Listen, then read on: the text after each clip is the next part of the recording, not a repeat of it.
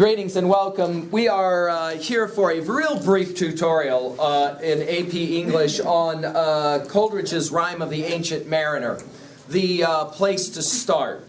Let's begin by getting a few of the introductory observations out of the way. Coleridge is Wordsworth's pal. He and Wordsworth together will publish that classic text, Lyrical Ballads, that I mentioned in an earlier lecture. Coleridge will engage in the activity of the opium den. Now, in 1800, and this is hard for some of my seniors to understand, in 1800 there are no illegal drugs. None. It's not that they don't have the drugs we have today, it's just that they're not illegal. Doctors, for example, would actually prescribe opium to people and say, you need to just go down to the opium den and you need to smoke a little hash and you'll feel better. They didn't understand the unbelievable addictive qualities of this drug and drugs like it. Cocaine was used, heroin was used, opium was the drug of choice, and it was finding its way from China. All over London, there were opium dens. They weren't seen as something bad. You did opium the way today people do aspirin. I got kind of a headache, I'm feeling a little stressed out, I need to go down to the opium den and I just need to do a little bit of hash or whatever. Happened all the time.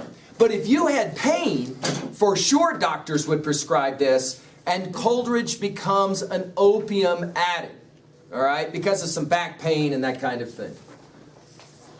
In fact, he will write some of his best work stoned. And this becomes one of the real debates during this time period when lots and lots of artists begin to produce under the influences of the inebriated drugs. And in the process, a really interesting question arises, one that will only get answered, I say answered, multiple answers, in the 20th century. Do you do better work when you're stoned, or do you do better work when you're straight? That's a really interesting question, and it will have an interesting debate back and forth. Of course, one of the real difficulties is an example of Coleridge, where for a while, artists seem to be able to produce very well, inebriated in some way or another, but it seems to break down their health, their physical health, and sometimes their psychic health as well. I say this in advance, because some students will say reading Rime of the Ancient Mariner is almost like you're in a drug-induced state. And Coleridge would say about that, that's exactly right. That's what I want. That's ultimately the feeling that I want. Now, how to best understand this somewhat lengthy poem, rhyme or story of the ancient, as in old, mariner, as in some guy that spent his life on a ship? The best way I know how to do this is to set up a scenario. So you can put your pens down. Trust me, you won't need to write this one down. You'll remember this one. Imagine that you and several of your pals in a summer have an opportunity to go to Warped Tour down in Denver. This, of course, for those of you who don't know, lots of bands come together.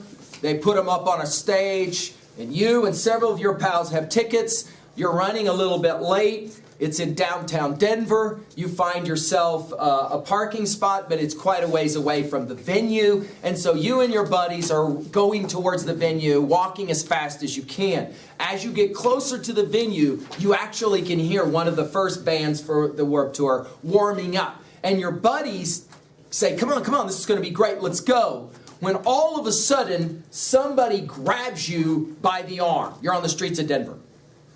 Grabs you, strong, grabs you. And your first instinct is to pull away, but you cannot pull away from this grip. And then at the same time, you look into the eyes of an old homeless guy. He's clearly been homeless for a long time. He's got long hair.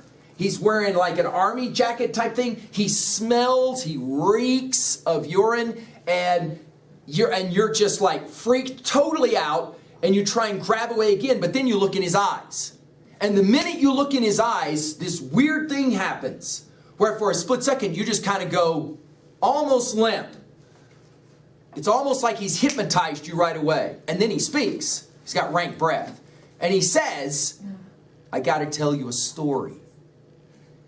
And you go, pull away. Dude, leave me alone. And then the guy says it again. No, you don't understand. Please, I have to tell you a story. Can I tell you a story? And for a reason, and this is crucial for your notes now, for a reason you cannot understand, you say, okay. Your buddies are already several steps in front of you. They look around. They're like, dude, lose the homeless guy. We got to go. And you're like, go ahead. I'll catch up with you. And the homeless guy says, would you mind sitting down? There's like this cement. And so you're like, yeah, all right. So you sit down. And the homeless guy starts telling you a story. Two things about the story. One, seriously whacked out story. As in right away, you go, this is kind of a weird story. Two, and more significantly, you can tell he really believes his story. At first you're like, you're almost looking around like, dude, am I like being videotaped and Ashton Kutcher's going to come out of some van or something like? No, this guy genuinely believes this story, which makes the story that much more compelling. You find yourself wanting to all of a sudden listen when you hear the first band warming up and then starting. You actually hear the first band starting. And you say to the old man, dude, I got. And the old man's like, just hear me out. I got to tell you this story. Trust me, you want to hear this story. Again, for reasons you cannot comprehend, you decide to sit and listen. Your pals have already gone in. And like old people will do, they start out the story kind of slow. Which is why you say to the guy, come on, I got to go. And the old man just says, bear with me. The story's going to take a second or two. One other thing really important. During the whole time the old man's telling the story, and this is crucial for your notes, he is in pain. You can tell it. Not just physical pain, although that's a part of it. He is in emotional pain. Telling this story hurts him, and you can tell it. It's not like he's some giddy, ha-ha, funny kind of storyteller. He is a deeply sober, serious guy. But what keeps you is two things. His eyes. He has eyes that you keep looking at, even though you don't want to. You look away, but then you look back. And the minute you lock up in his eyes, he has the most intense eyes you've ever seen, past all the gross. And all of a sudden, you no longer are noticing that he's a really dirty, smelly street guy. You're looking at his eyes. The second thing, maybe even more provocative, is his voice. Later, when you try and tell your buddies in Warped Tour you caught up with them, later, you'll try to explain what his voice sounded like, and there won't be an adjective to describe his voice. They'll ask questions like, well, like, did it have an accent? Or like, you'll be like, I don't know. I can't remember. But there was something about this cat's voice that I cannot forget. I will never be able to forget the sound of this guy's voice. Obviously, the question later everyone's going to ask is, what was his story? That's called the Rime of the Ancient Mariner. Okay? Our story is by an old man. I've just given you the setup for this poem. Once you kind of understand the beginning of the poem, you'll begin to appreciate what it is that you're reading. A young kid, significant that he's young. A young kid on his way to the party, significant, it's a party. At a wedding, significant, it's a wedding. He's on his way going in the door. He can hear the party about to start when an old man grabs him by the arm and says, I gotta tell you a story. And the kid jerks his arm away. He's like, dude, leave me alone. And the old man again, no, really, please, I beg you, let me tell you my story. And for reasons the kid cannot explain, he will sit down and he will let the old man tell him a story about a boat ride that he took once, long, long ago. He says, I got on a boat and I went for a ride. And when I came back, I was not the same guy. Several times in the story, the young kid will actually want to reach out and touch him. to see if he's real. Are you real? Or are you like a ghost? Okay, so that'll be a part of it.